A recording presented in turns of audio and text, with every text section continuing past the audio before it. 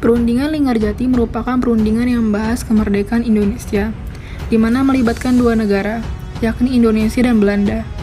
Perundingan Linggarjati diselenggarakan di kota Linggarjati, di Jawa Barat, Indonesia.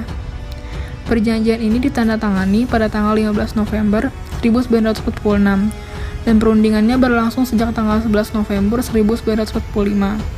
Namun, perjanjian Linggarjati baru sah ditandatangani oleh kedua pihak pada tanggal 25 Maret 1947. Latar belakang Perjanjian Linggarjati. Perjanjian Linggarjati berawal sejak Jepang menetapkan status quo di Indonesia, sehingga menyebabkan terjadinya konflik antara Indonesia dan Belanda yang ditandai dengan peristiwa 10 November 1945. Pada tanggal 7 Oktober 1946, Indonesia melakukan perundingan di kantor Konsulat Jenderal Inggris di Jakarta. Perundingan ini pun menghasilkan kesepakatan gencatan senjata pada tanggal 14 Oktober dan dilanjutkan perundingan di Linggarjati pada tanggal 11 November 1946. Dalam perundingan tersebut, terdapat beberapa tokoh yang hadir untuk mewakili pihak masing-masing. Wakil Indonesia dalam perundingan Linggarjati adalah Sultan Syahrir, Susanto Tirtoprojo, Muhammad Roem, dan Aka Gani. Sementara itu, di pihak Belanda diwakili oleh Wim Sekhermerhorn, Van de Boer, Max van Pol, dan Haji van Mock. Lord Killer yang berasal dari Inggris pun bertindak sebagai mediator dalam perundingan ini. Lantas, bagaimanakah hasil perundingan Linggarjati? Terdapat 3 isi dari perjanjian Linggarjati. Yang pertama, Belanda mengakui secara de facto atas wilayah Jawa, Sumatera, dan Madura. Yang kedua, pemerintah Belanda dan Indonesia sepakat membentuk RIS atau Republik Indonesia Serikat pada tanggal 1 Januari tahun 1949. Yang ketiga, Republik Indonesia Serikat dan Belanda membentuk Uni Indonesia Belanda yang pesertanya terdiri dari RIS, Nederland, Suriname Curaçao, dengan Ratu Belanda sebagai ketuanya. Berdasarkan hasil perundingan Linggarjati, wilayah Indonesia hanya terdiri dari Pulau Jawa, Sumatera, dan Madura saja, sedangkan sisanya adalah milik Belanda.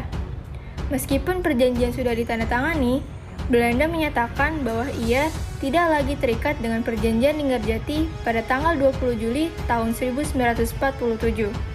Lalu, pada keesokan harinya, tepatnya pada tanggal 21 Juli tahun 1947, terjadilah agresi militer Belanda I di Sumatera Timur, Jawa Tengah, dan Jawa Timur. Maka, dapat disimpulkan bahwa perjanjian Linggarjati tidak berlangsung lancar karena Indonesia dan Belanda tidak menemukan sebuah kesepakatan. Dampak perundingan Linggarjati. Apa akibat dari perjanjian Linggarjati bagi Indonesia? Satu hal yang pasti adalah ini membuat wilayah Indonesia menjadi lebih kecil dari seharusnya. Wilayah Indonesia yang diakui Belanda dalam perundingan Linggarjati yakni Pulau Jawa, Sumatera, dan Madura saja. Ini berarti bahwa Indonesia harus kehilangan wilayah sisanya yang amat luas. Hal ini pun banyak menimbulkan pro kontra di beberapa pihak. Banyak partai politik seperti PNI dan Masyumi yang menentang hasil perjanjian tersebut. Mereka menganggap kalau perundingan Linggarjati merupakan bukti melemahnya Indonesia. Bahkan, Sultan Syahrir yang saat itu menjabat sebagai Perdana Menteri juga dikecam sebagai pejuang negara. Tak hanya pihak internal saja, namun pihak eksternal juga keberatan dengan isi perjanjian Linggarjati. Saat itu Belanda menganggap bahwa wilayah sisanya selain Pulau Jawa, Sumatera, dan Madura akan dijadikan sebuah negara federal. Namun, Indonesia tidak menganggap demikian. Indonesia berpikir bahwa wilayah sisanya akan dibiarkan saja dan tidak perlu dibentuk menjadi negara federal. Hingga akhirnya, hal ini pun berujung pada agresi militer Belanda. 1.